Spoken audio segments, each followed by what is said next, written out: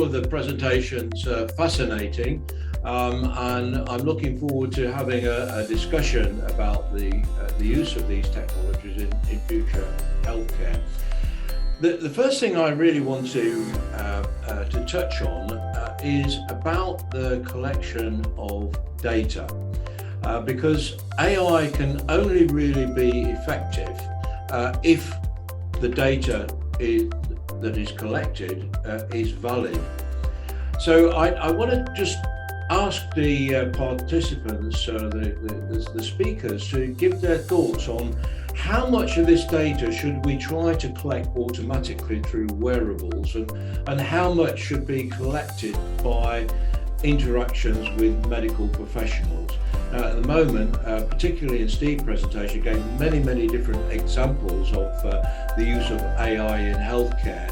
And all of these examples were really related to people who were having some diagnosis or scans as a medical procedure.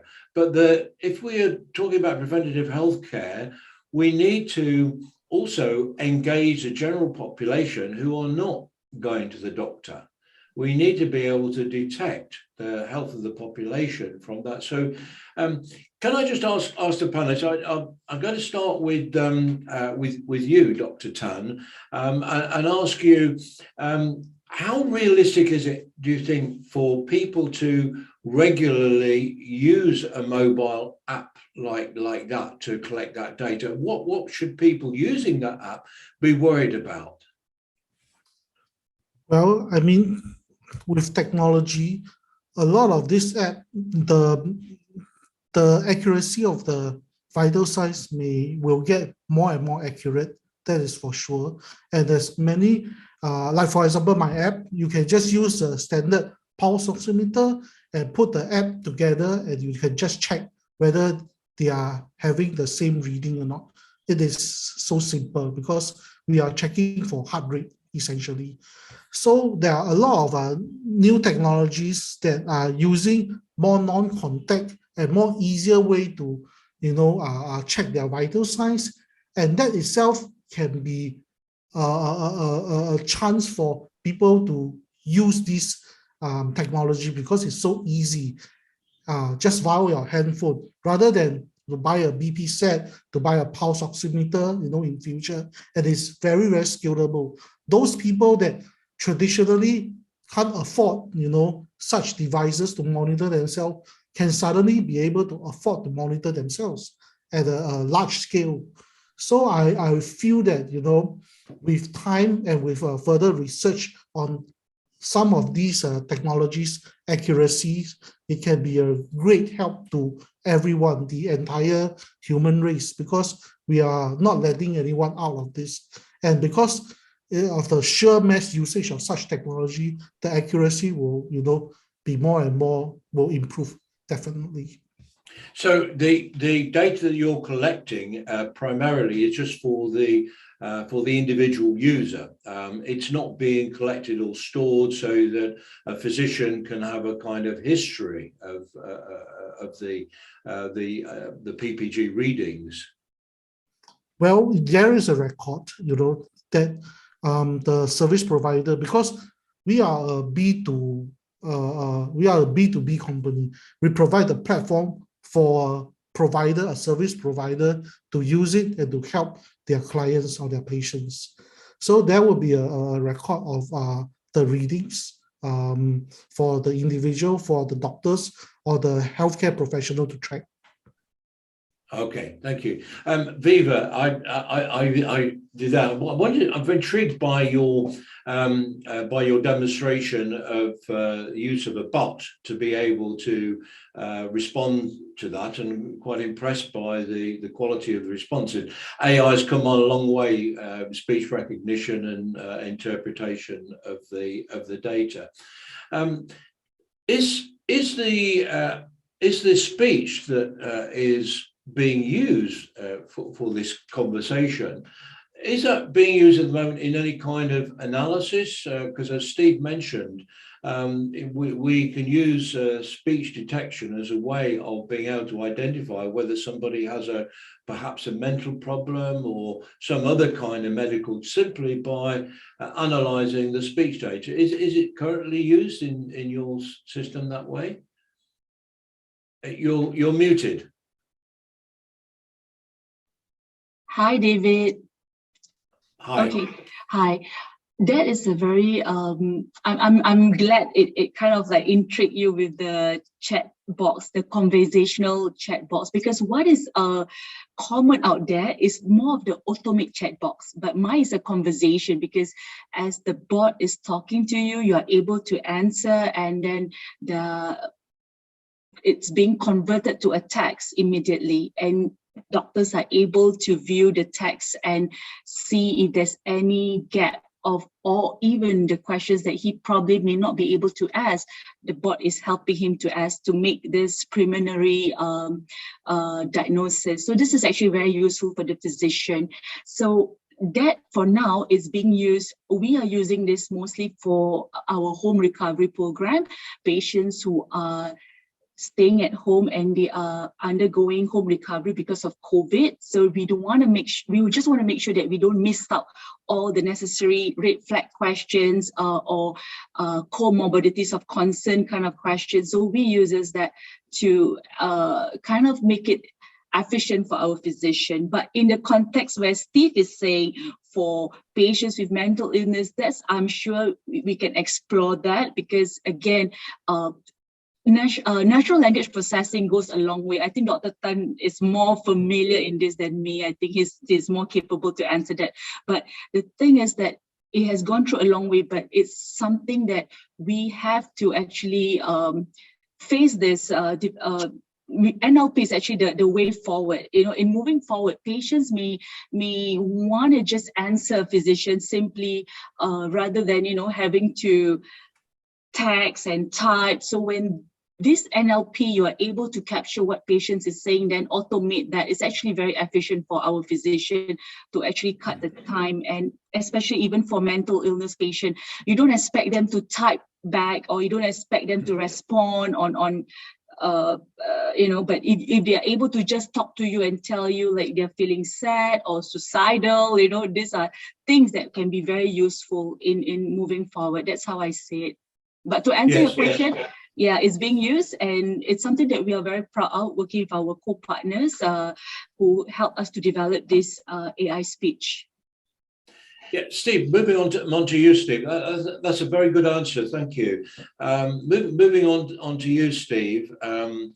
Viva just mentioned the use of the natural language processing, and you can see that will help with the productivity of the physicians, because they are getting some sort of diagnosis or impression of what the patient is interested in right from the very outset. Could I ask you about your thoughts of linking these kinds of technologies to therapeutics? Because you're able to capture data from natural language processing.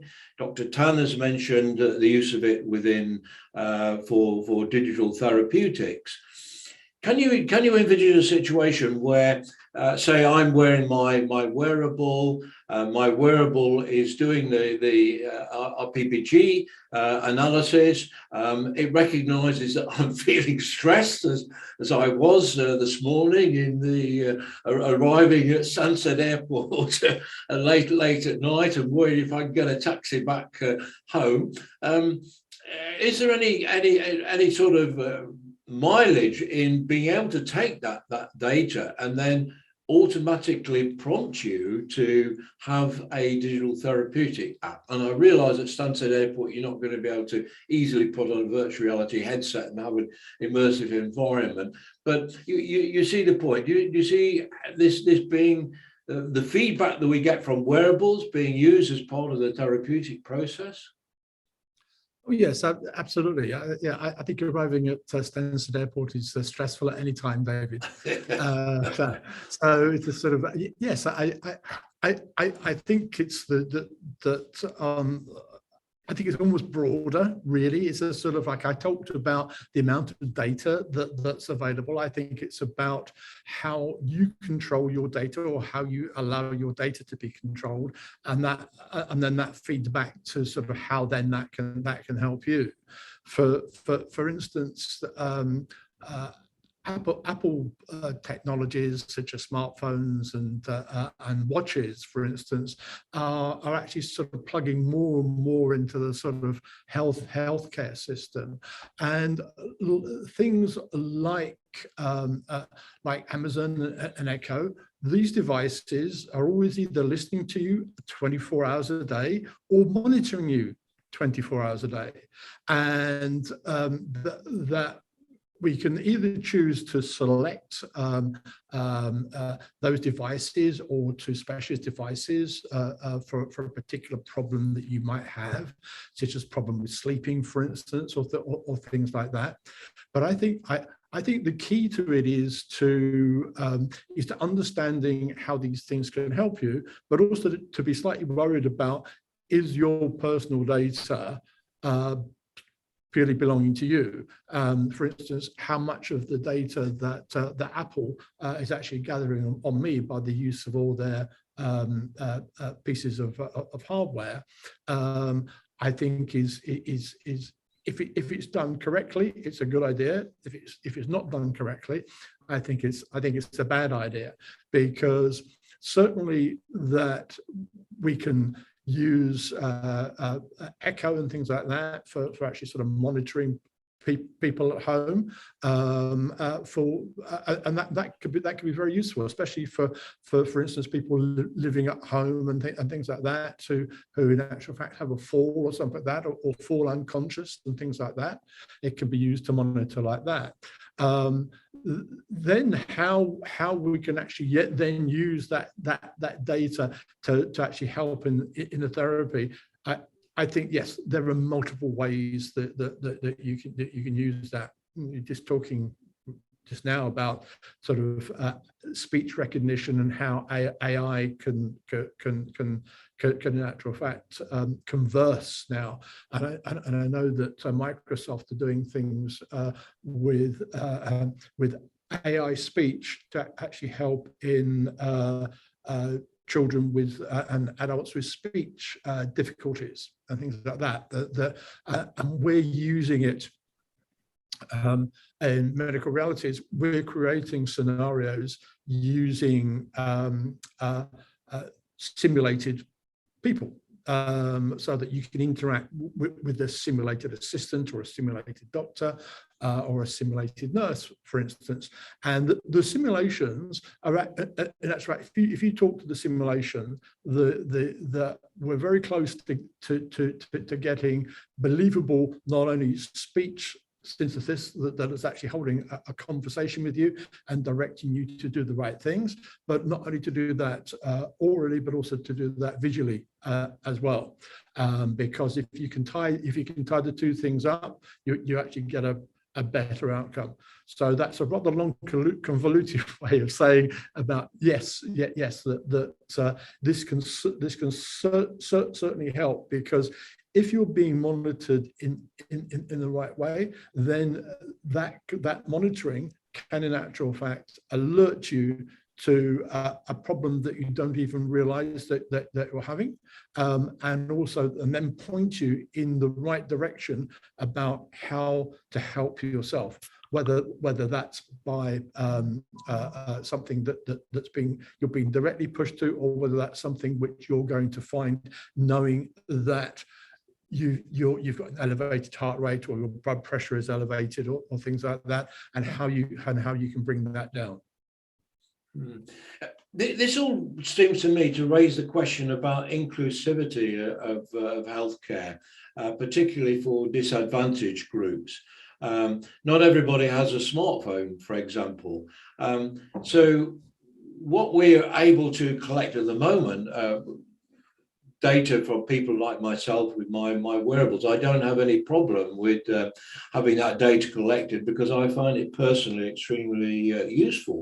But when we're talking about preventative healthcare, we need to engage as many people in the population as possible to be able to detect these kind of early signs of problems and provide them support. At the moment, most of the AI solutions are related to the improving the productivity and effectiveness of clinical decision making. Because it's taking the data when somebody has an interaction with the health services. So how do we move from this situation of improving the efficiency, effectiveness, and accuracy of diagnosis into a realm where we actually have a positive impact on the majority of the population in affecting their lifestyle behaviors? I'd be interested in your thoughts on that. Viva, how do you think we can engage more people in looking after them? Do you, for example, use wearable devices to monitor your vital signs, and does this have an impact on what you eat and your lifestyle behaviors? Okay. David, honestly, I was very impressed to see your success story on how you actually reduce your weight, and that's because of self-awareness. So I believe that that's true for every human. Like what happened to you, somewhere or other happened to me when I felt when I was much younger. I used to be very much into working out, being healthy, and I've actually completed 2 major marathons. I ran a Tokyo Marathon and I ran a New York Marathon before. So, and imagine going through that process, and then when I stopped, I actually gained weight. I actually became less lifestyle was exactly like what Steve or you showed, you get very disinterested because you are sedentary lifestyle and all that. So it always have to come from an awareness, like what happened to you, it happened to me. I got self-awareness. That's when I decided to get back, put myself on a tracker, watch my eating, and I use a Fitbit too. So, and what happened is it always kind of like give me that awareness and prompt this. So it has to touch you something. It has to be something personalized. If it doesn't touch a person, for example, like I was sharing with you with my medical devices, if that person doesn't have any single chronic illness, he would not be motivated to upload a data. But if he have at least one chronic illness, for example, diabetes, he'll be more self-aware and more prompted to actually know his sugar level, because knowing that disease burden and the cost burden will be affecting his lifestyle. So back to what you're saying, it will only motivate an individual if it touches them personally. So it touches me too. When I was like much fitter back then, then I wasn't, then it kind of like touches me like what happened to me. So then it's my own self-motivation and self-goal. So only when we can have that personalized touch to every person, then I guess exchange of data would be much more voluntarily. For our situation right now, patients that we're collecting data from are mostly patients with chronic illness. So it touches their touch point, like I have hypertension, I want to take my blood pressure, I'm concerned, I want to know what's my blood pressure is.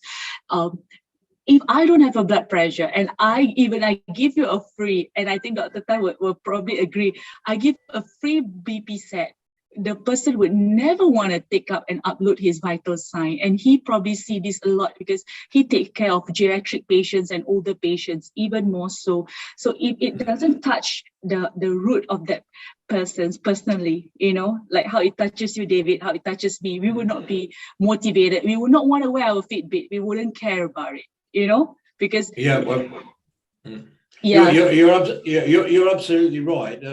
But I going from my own experience, I started on this journey about 9 years ago when I was living on my own, And as I say, I lost 21 kilos in 3 Amazing, months. 21. My God. And I've been very fastidious in recording what I ate, and I learned a lot about nutrition as well. But it isn't just about exercise. It's primarily about diet more than anything else. However, moving forward in time, I met my current partner about 7 years ago. And now we live together. We've been living together for almost 7 years. And in the early stages, because she likes a glass of wine and she likes good food and she has a routine every day. Whereas I was eating a big meal at lunchtime and having something light in the evening to maintain my lifestyle, she prefers to have a big meal at night, quite close to when you go to sleep, which is not really the way to do it. So when you adjust to someone else's lifestyle, I found myself, I put a lot of that weight back on again. Still doing my 10,000 steps every day, but my personal circumstances had changed. And although my physical and mental health have been great whilst we've been together, it wasn't until COVID came along and warnings about people who were overweight and diabetes and a greater risk of COVID or serious complications that I went back to forcing myself not to eat so much and have a proper balanced diet. So you're right, it's about personalized healthcare. Steve, are you a wearables user, and do you use the data to alter your lifestyle behaviors? Yes, David. I think I'm primarily. I don't have a Fitbit. I do everything by the smartphone, and I think the smartphone is the sort of conduit which both people sort of do this and actually connect into this area of life. And I was just subject to what you were just saying before about sort of, you know, that how can people sort of plug into this ecosystem, and especially in developing countries and things like that. And I just sort of brought up some stats that showed that India, for instance, has 44% saturation of smartphones. So it's and whereas China's got 60% saturation of smartphones. So the smartphones, the sort of easiest conduit for people to use and to sort of plug into these assistive ways of letting them have a healthier lifestyle. I think what Viva said is absolutely correct. I think the more that something specifically is going to affect you, like a heart condition or diabetes or whatever that might be, I think the more you're motivated to do that. So I'm quite happy to sort of give away a lot of my data in order to make sure that I'm being monitored and I'm getting feedback that will help me hopefully lead a healthier lifestyle. So I think so I'm definitely for doing this. I haven't got into the to the Fitbit side of things. I let everything on my smartphone do it, and also the sort of my Amazon Echo monitor me when I'm at home, for instance. So that's my sort of level. I think it's great. I think it's going to help everybody in the future, not only on a personal basis but as a community basis as well. Yeah. Dr. Tan, what about you? Do you use your wearable and monitor your lifestyle behaviors? You're muted. Well, yep, like I said, monitoring blood pressure, vital signs are something that physicians always ask patients to do, and it's not easy. And like what Viva said, exactly. In fact, I wrote a paper on this. Basically, if you don't have a high blood pressure, you won't be bothered to do your blood pressure, frequently to check. And I have actually given away 3 sets of telemonitoring devices. And those that only use daily are those that's already lying on the bed with the caregivers putting on the blood pressure cuff for them. these are the groups that use every day without fail. And those that wouldn't use are those that have no other symptoms at all, not hypertensive. For me, with my work as a medical doctor, seeing the complications of all these strokes and heart attacks, I do have all these connected devices with me. And these are very cool because they look cool, they're cool to use, and you get a nice number to train you. And basically just to reassure that you're fine, You're not going to have stroke tomorrow, unlikely, you're not going to have desaturations. So I do have a lot of this connected device, and I mean, I was given all these cool gadgets by some of the vendors, so I might as well just use them. So I encourage people to do screening at least yearly, and to have some sets like that to just monitor them. If they have run a very busy schedule, they might not be consciously looking at all these things unless they're actively taking medications, or people like me seeing the complications of that, people having hemorrhagic strokes, getting dependent, that serve a warning to me nearly every day, you see. So I'm a bit scared of developing to this stage, and I better monitor myself first and keep myself well. Yeah, well, I think we're all a common group of preaching to the converted. Really, we're both we're all geeks in one shape or other, because we wouldn't be involved in this line of business if we weren't. But a lot of people aren't. Now, I looking further into the future. We have this really serious problem of the unsustainability of health services, because the number of working people who are effectively supporting the retired population and supporting the care needs of the elderly, this ratio is decreasing all the time. So it's creating more pressure.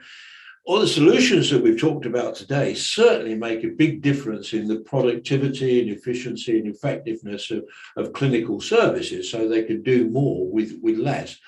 But it doesn't really impact on how you change behavior for the mass population. So I'm going to ask a very controversial question now.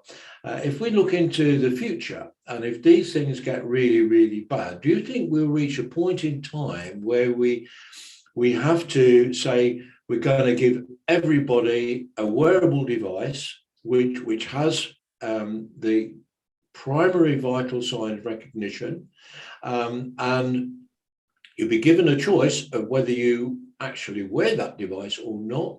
But if you wear that device, then you will get discounts on your healthcare, because you're contributing to the knowledge about behaviors, etc.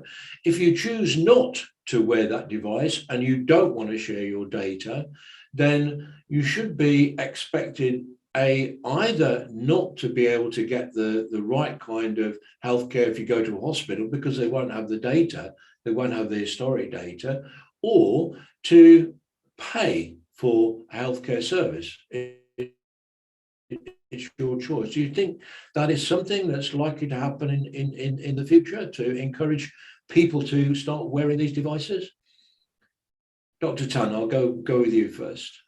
Well, I mean, looking at the COVID situation, what you have said probably will most likely happen in places like Singapore or Israel, rather than the Western countries, like UK or America. I guess that is my gut feeling, looking at how compliant the citizens are, and how much freedom we are used to. I mean, in Singapore, unfortunately, we are not used to that much freedom, and our vaccination rate is really, really quite high. In fact, we are vaccinating the 4th time already, the second booster at the present moment. So it is possible, but it will take a lot of resolve by the government, and the government needs to be very determined and strong to do so, because it is sort of going to be infringing on some rights, I guess, of the individual, about sharing or not sharing their data. But, Singapore could do that because we are imposing electronic medical records on all medical service soon. after the change of our Healthcare Act, and everybody's medical record will be synced into the national health records. So probably, maybe not soon, maybe not even in the foreseeable future, but it probably most likely will happen in Singapore rather than, other country, I guess. Yeah, Steve, we know the answer to what in the UK, but I appreciate your views on. But I mean, just to make a point, we are already seeing people like Vitality Life offering an Apple iWatch for improved health insurance rates, etc. So we're starting to see little inroads to this, although of course it's not mandatory. So what's your view on it? Yes, yeah, absolutely, David. In actual fact, I was going to bring up the Vitality Insurance angle. I suspect it's going to be a carrot and stick approach. I think the approach, the initiative from Vitality Insurance, whereby if you wear an Apple watch, then you get certain reductions in the cost of your life insurance. I think that's a very, very good initiative and a very good sort of example of the carrot approach. But I think in the end, I think with the government as a whole, I think it's a good idea. I think it's a good idea that the more that you can monitor people positively, the better it is for not only the individuals themselves, but also the community as a whole. And I think that has to come into it as well.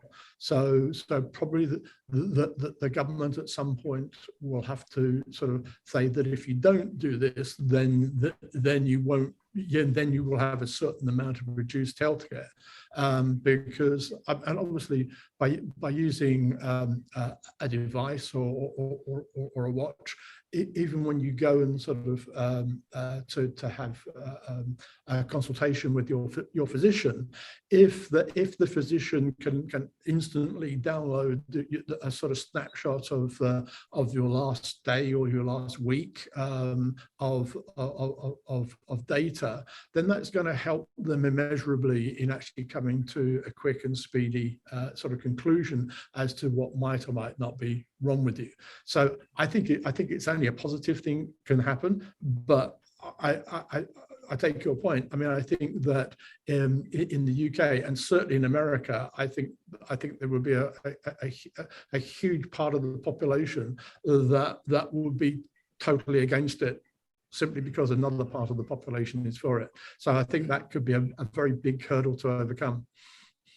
So before I move on to Viva and ask you the same question, just to remind those of you who are participating, listening to this, please type in any questions you can have. You can type them into the chat or the Q&A box, and we'll deal with them. So I'm going to keep an eye on chat and Q&A. So if you've got any questions for any of our panelists, either on what we're discussing now or their presentations, then please feel free to use that. So Viva, what's your view on making wearables and collection of medical data almost compulsory?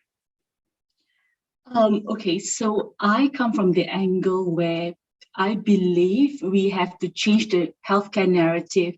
Instead of forcing, let's talk about lifestyle change, because everything comes from lifestyle. So when we can actually educate the population, this is population health to me, where we have to educate the population, exercise twice a week, eat well, healthy plates. That to me can come off an angle of a caring government, a caring and more inclusive kind of policy, rather than making it compulsory. So when community understand that, where certain things are being, like I said, the healthcare narrative have to change, where you make it such a way that you start telling the community, exercising to keep yourself healthy, giving minimal charges of gym membership, minimal charges of using the swimming pool, things like this, or eating on a healthy plate,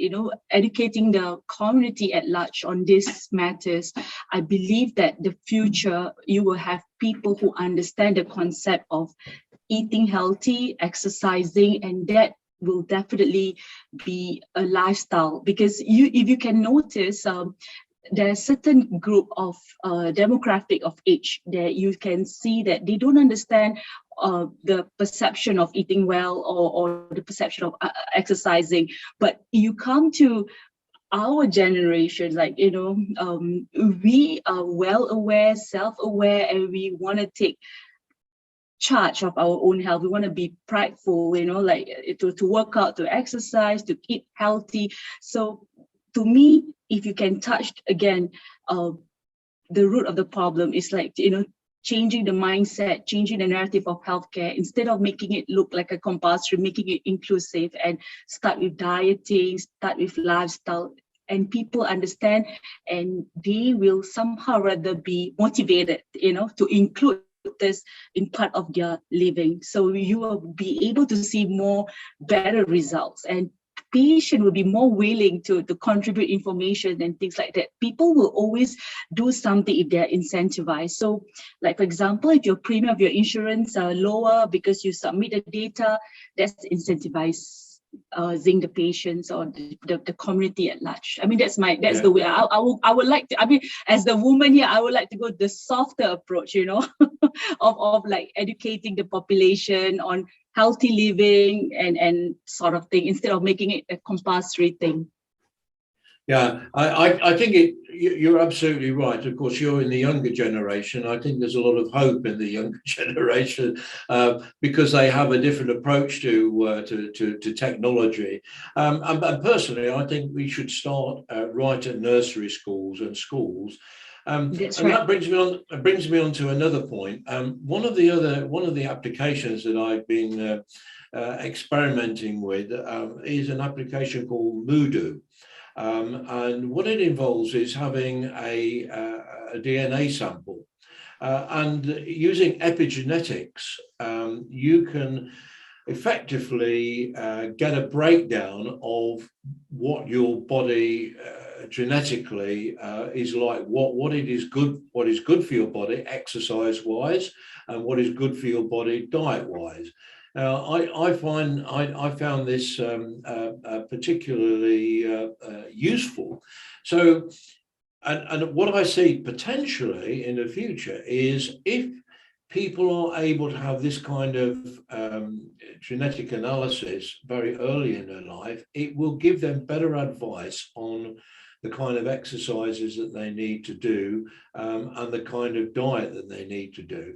And in the case of care homes, and I'm sorry that Christian is no longer on this panel at the moment, I think in the case of care homes, having that kind of analysis to be able to give residents in the care homes the right kind of diet, you can see that a lot of these home delivery food services could actually be tailored and linked to applications that give advice on diet.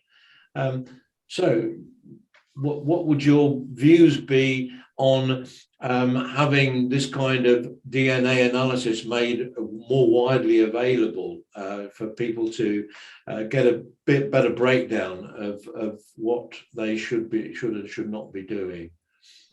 I'll start with you, Viva. Okay, first of all, I'm still sitting on the bench when it comes to this genomic testing, because perhaps I need to get more understanding on this. And also at the same time, I wonder, like, the database of the genomics, where is it coming from? I guess, being a medical person, I need some evidence base to get a bit of clarity. So with genomics, it's something that I'm not very familiar with. So I'm trying to understand that and to see how it can fit in and work. But you know what, that is amazing, because I always believe that healthcare will move from curative to be more predictive, and that's what we are doing with AI, and also for genomics, right? Because you're predicting, like you're looking at someone, you have the genomics, and you can know that, hey, are you a risk at maybe when you are turning 40, you are a risk of a disease, or you are giving this kind of early predictive kind of analysis. So I think, I mean, I'm aware that it could be the future too, because it's not just curative. You don't just go and see a doctor and get yourself treated.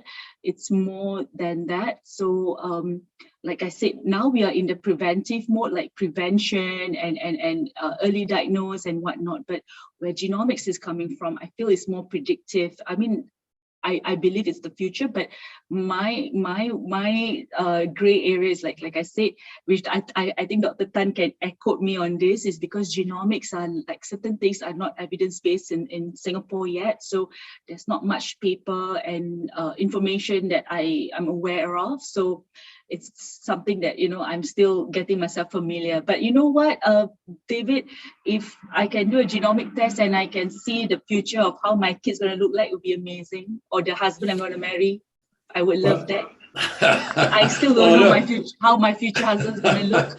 If you can give me a genomic test of how my future husband's going to look, I'm on it.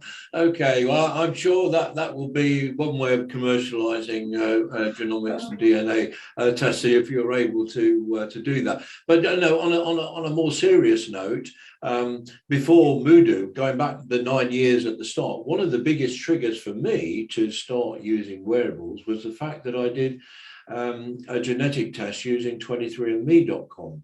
Now that's more to do with your genetic origins, and it all came about because someone said to me, "You look like a Russian bear. I think you have some Russian blood in you, so do a DNA test and see where your genetic origins are." So I did this, and it came back that actually I got very little probability of having any Russian blood in me. Primarily from one side of my family comes from an area called Doggerland, which is under the North Sea now, and the other side was from the Basque region.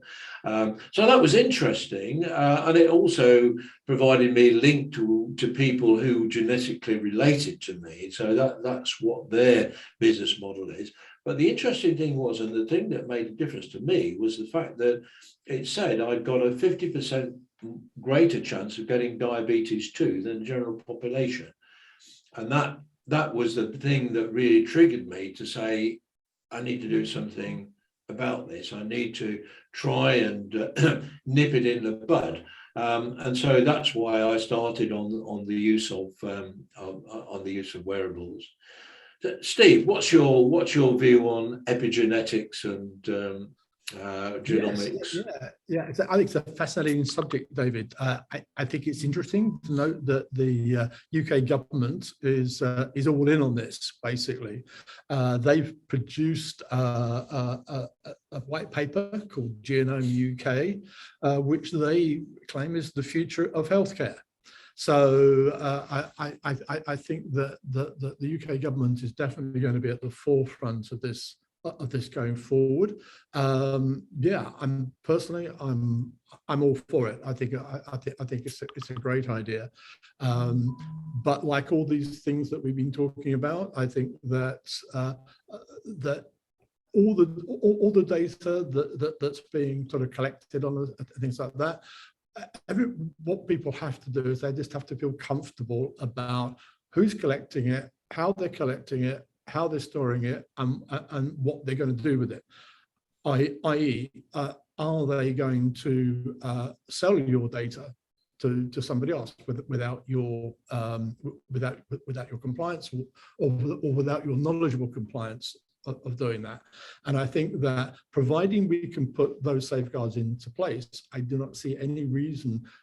I can only see positives for a natural fact, sort of getting more tests and genomic tests, I think, can only be helpful.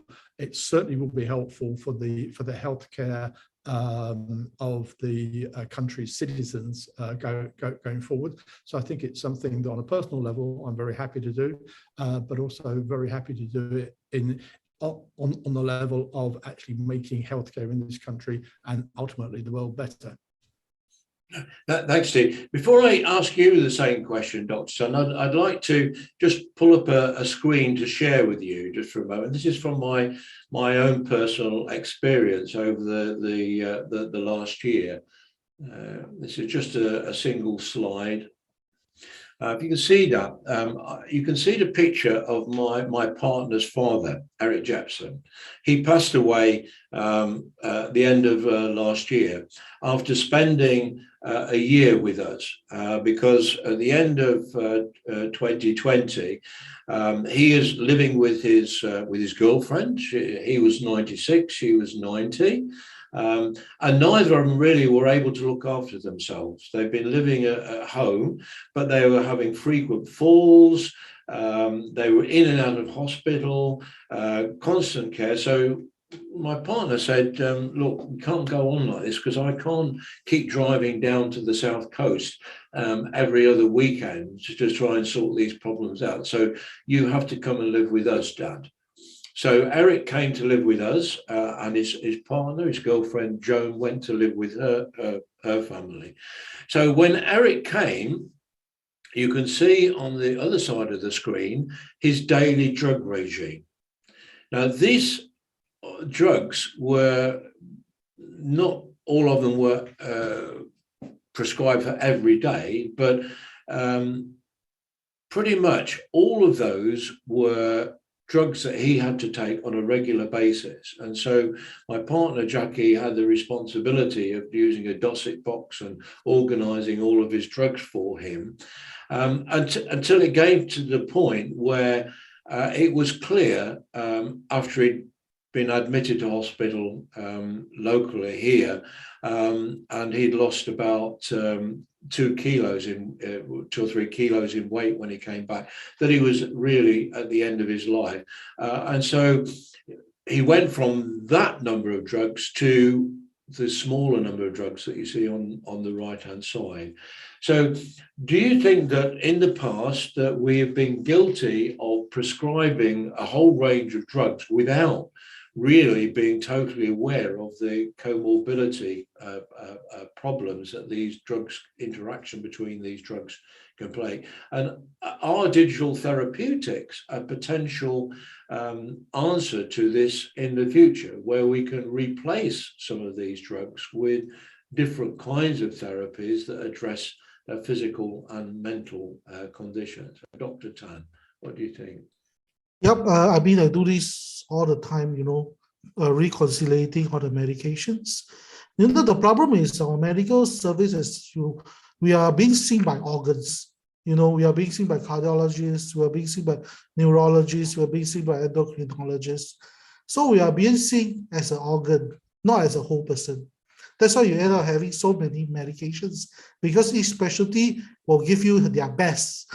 All the best medicine for your heart, all the best medicine for your mental status, all the best medicine for your diabetes, and you end up having loads of medicine. Polypharmacy is a problem. It's really a problem. And pharmacy cascade is even a bigger problem, meaning that you treat the complication of the medicine you're taking. For example, you take omeprazole for your aspirin use, and then you end up with some vitamin deficiency because of your stomach not producing enough acid to dissolve some vitamins. So the list goes on and on and on.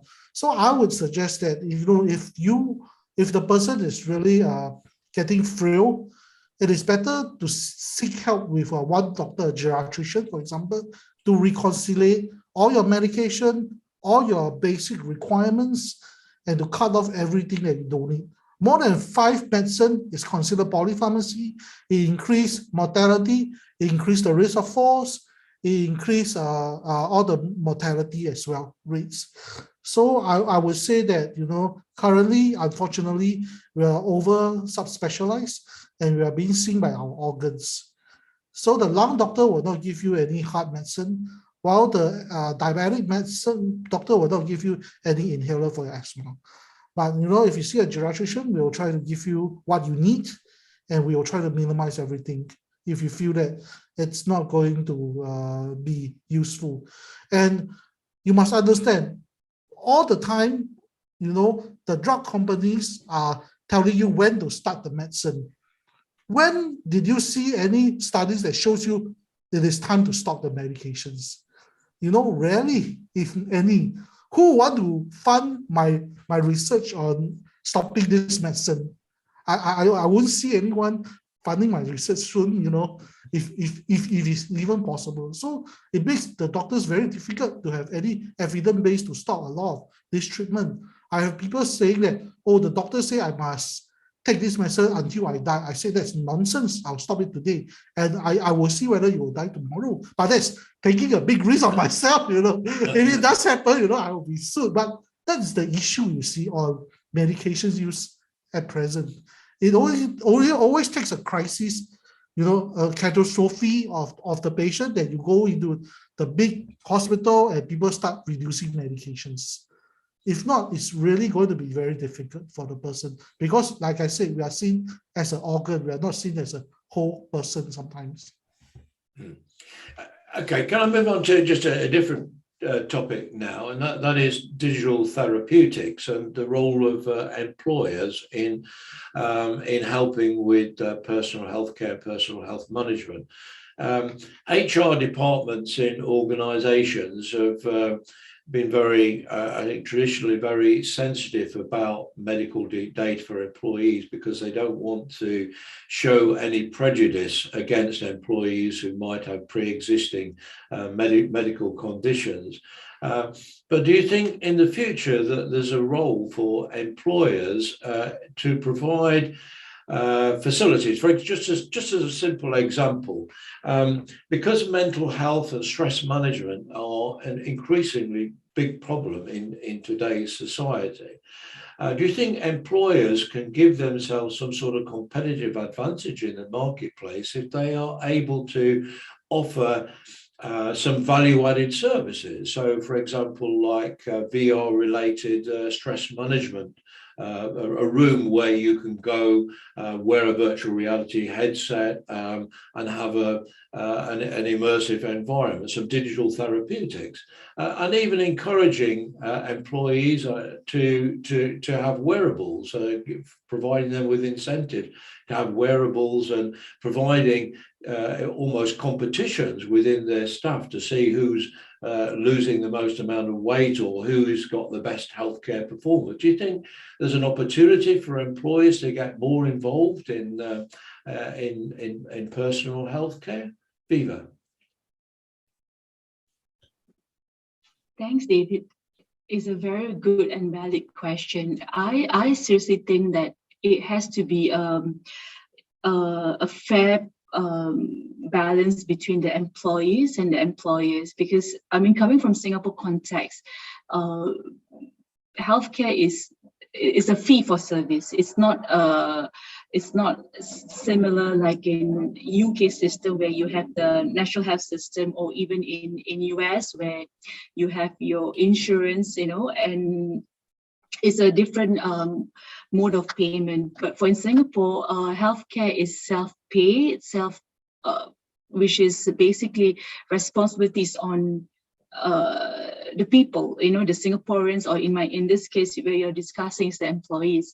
So in promoting that, I believe we can do is making things like example, like if you look at it, when I talk about IoT devices and having simple devices, think about it, having a simple IoT devices in the office where an employee is able to actually record his BP, or Dr. Tan's, like you mentioned, the SpO2, right? And make it like even 3 times a week, an employee entering all this information, and this data is uploaded. And perhaps, let's say I have doctors like Dr. Tanjit Singh, who's able to remotely view this on a dashboard and set parameters and trend setting.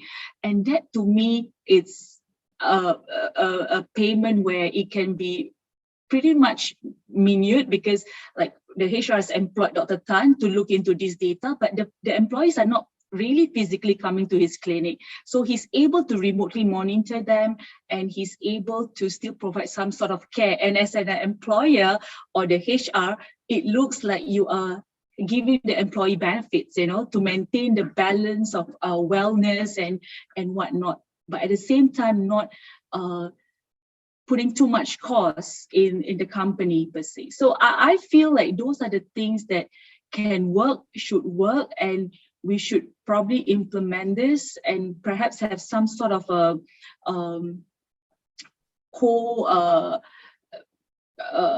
environment where employees and employers are able to co-fund this. So, you know, you can have that wellness community in your office, rather than, you know, having it to be paid by the employer per se. Then it's going to be very difficult, or even having it to be paid by the employee per se. I mean, these are the things that I think should be looked into, and I think it can really work in Singapore context if you think about it.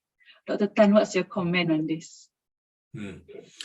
Yeah, Dr. Tan. Yeah, I just make the observation is that I see the value to employers have been twofold. One is as a brand, branding yourself as a caring employer, being able to offer this value-added service, but also on the self-interest point of view. If you're helping with physical and mental health of your employees, you're going to cut down on your sickness costs. You're going to have a more productive workforce. So what will be your view? What will be your view on that, Dr. Tan? Yep, I mean, there are already such practices ongoing. High stress practices like banking, you know, they have engaged health coaches through their insurance and their employee assistance program to provide such services. So this is not new, but it's not very widespread here in Singapore. In US, because of the requirement for employee assistance programs, EAPs, such instances will be so much more widespread. They engage a wellness company, you know, to provide some sort of health coaching for their staff, you know, and, you know, vital signs monitoring could be one of those. And also using in mind, you know, that I have introduced earlier, these are part of, you know, their strategies to keep the employees well, and through the insurance, because they will pay less from the insurance as well if their employees remains well. So it's definitely a win-win situation. Steve, what's your thoughts of that in the UK as an employer?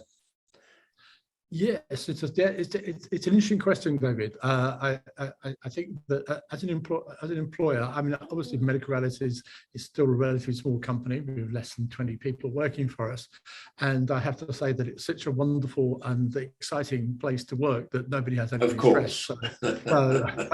So we haven't had any push to sort of go down that route. I would personally be for it. I think it has to be sort of probably employee-led. I don't want them to feel as though they're being sort of pushed into something which they feel as though we're being overly protective of them, or we're encroaching on their personal boundaries, for instance. But yes, overall, I'm for it. And interesting enough, I'm on a couple of government sort of think tank things around this, and I know that this is something which has come up a couple of times quite recently in questionnaires about how you run your companies in the UK and whether it would be a good idea.